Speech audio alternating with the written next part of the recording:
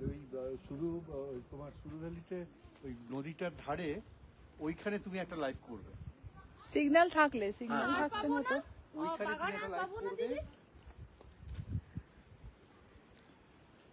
বুঝতে পারছি না লাইভ হচ্ছে কিনা। এরপরে ওই স্টেশনে যখন তোমার আমাদের পাশে এরকমটা বল পেশেন্ট।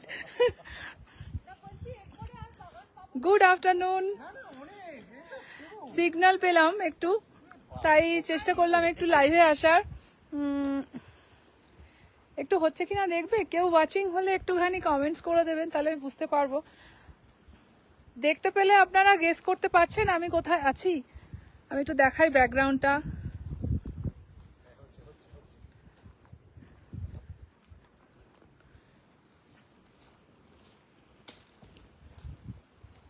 যারা আমাকে খুব মনোযোগ সহকারে ফলো করেন হয়তো বলেই দেবেন কোথায় আছি। জাপান কিন্তু নয়, আমার দেশেই আছি। লাইভ কি হচ্ছে আমি বুঝতে পারছি না। এসেছি লাদাখ অ্যাপ্রিকট ব্লসম ফেস্টিভ্যাল। বলাই ছিল কিছু অল্প সংখ্যক মানুষকে নিয়ে এবার করব। অসাধারণ সুন্দর ব্যাকগ্রাউন্ড, অসাধারণ, জাস্ট মানে পাগল হয়ে যাব আমরা। যেরকম আকাশ আর সেই রকম।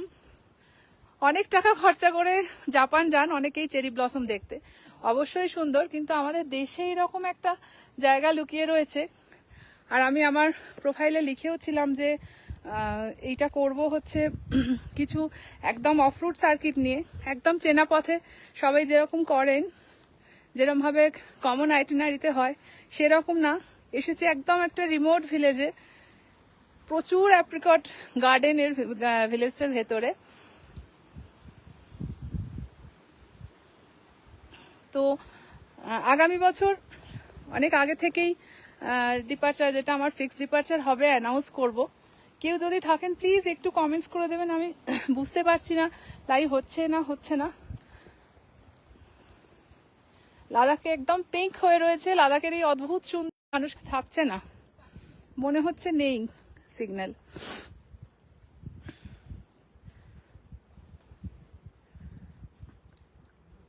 আজকে থেকে আমাদের শুরু হয়েছে অ্যাপ্রিকট ব্লসম লাদাখ, কিন্তু এবছর আমি খুব বেশি প্রমোশন করিনি এই ট্রিপটা নিয়ে। কিছু মানুষ একদমই আমার পিছু ছাড়েননি, তো প্রথম থেকে যবে থেকে আলোচনা হয়েছে তবে থেকেই ওনারা বলেছেন যে আমরা যাব, তো নিয়ে এসেছি।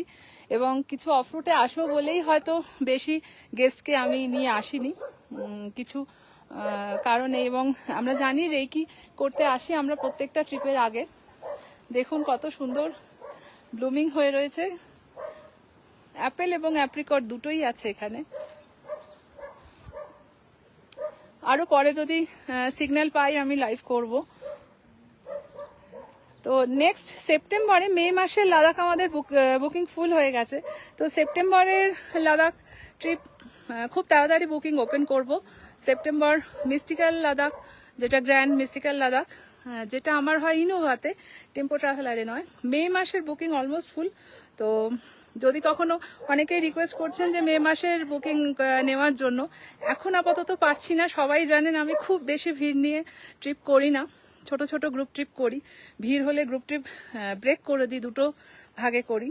তো চেষ্টা করব সেপ্টেম্বরে আপনারা স্পিতি ভ্যালি এবং উইথ চন্দ্রতাল আর মিস্টিক্যাল গ্র্যান্ড লাদাখের জন্য একটু ওয়েট করুন, খুব তাড়াতাড়ি পোস্ট পাবেন।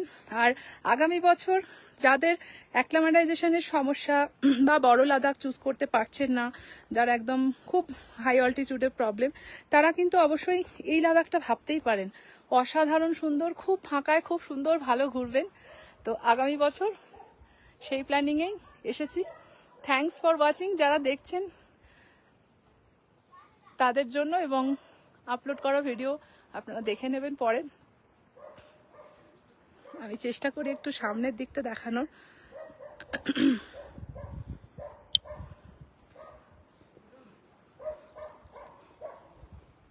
নিরিবিলি নির্জন একটা গ্রাম, আমরা থাকবো এরকম একটা জায়গায় গিয়ে।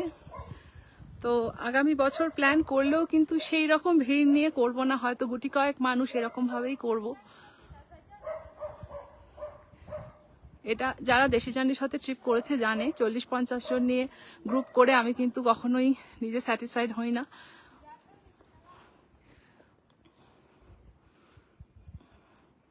ছোট্ট একটা গ্রাম এবং সবাই আমরা নেমে পড়েছি এটা দেখে। Thanks for watching. দেখতে থাকুন, জুড়তে থাকুন, ঘুরতে থাকুন দেশি জার্নির সাথে। খুব তাড়াতাড়ি স্পিতি এবং গ্র্যান্ড লাদাখ ট্রিপ নিয়ে সেপ্টেম্বরে স্পিতি এবং গ্র্যান্ড লাদাখ ট্রিপ নিয়ে আমরা আসছি। হ্যাঁ দারুণ, হ্যাঁ ভীষণ সুন্দর লাগছে। বাই বাই সবাইকে।